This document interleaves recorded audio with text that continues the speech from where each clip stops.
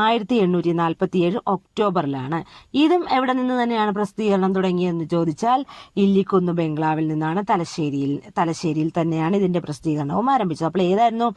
1847 ഒക്ടോബറിലാണ് എന്ത് തുടങ്ങിയത്? പശ്ചിമോദയം എന്ന പത്രത്തിന്റെ പ്രസിദ്ധീകരണം തുടങ്ങിയത്.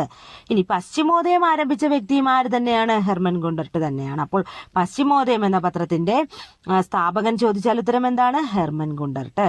അതിന്റെ പത്രാധിപർ ആരായിരുന്നു എന്ന് ചോദിച്ചാൽ ജോൺ ഫ്രെഡറിക് മുള്ളർ ആണ്. അപ്പോൾ പശ്ചിമോദയം എന്ന പത്രത്തിന്റെ പത്രാധിപർ ആരാണെന്ന് ചോദിച്ചാൽ ഉത്തരം എന്താണ്? John Frederick Muller. ഇനി ഈ പശ്ചിമോദയം എന്ന പത്രം പ്രാധാന്യം നൽകിയിരുന്ന വിഷയം എന്തൊക്കെയായിരുന്നു? ശാസ്ത്രബോധം, പൊതുവിജ്ഞാനം, ജ്യോതിഷം, ഭൂമിശാസ്ത്രം.